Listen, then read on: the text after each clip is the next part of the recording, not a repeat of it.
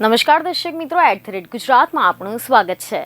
જનતા જનાર્દન આ શબ્દ કંઈ ખોટો નથી। જનતાની તાકાતથી જ કોઈ પાર્ટી અને તેના નેતાઓ જીતતા હોય છે, પરંતુ ઘણીવાર એવું બનતું હોય છે કે ચૂંટણી જીત્યા પછી કેટલાય નેતાઓ જનતાને શું તકલીફ પડે છે તે જોવા માટે ડોક્યુય કરતા નથી, અને આવા સમયે જે તે નેતાઓ, ધારાસભ્ય કે પછી સાંસદને જનતાના રોષનો ભોગ બનવું પડતું હોય છે।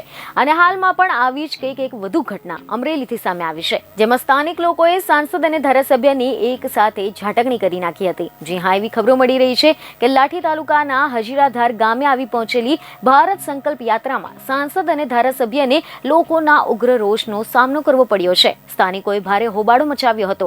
આ વિશે જો આપણે ડિટેલમાં વાત કરીએ તો મીડિયા રિપોર્ટ અનુસાર ભારત સંકલ્પ યાત્રા હજીરાધાર ગામે આવી પહોંચી ત્યારે સાંસદ નારાયણભાઈ કાછડિયા અને ધારાસભ્ય જનકભાઈ તળાવિયા હાજર રહ્યા હતા, અને આ કાર્યક્રમમાં તેઓ ભાષણ આપી રહ્યા હતા, પરંતુ અચાનક જ લોકો ઊભા થઈ ગયા અને વિરોધ શરૂ કરી દીધો હતો।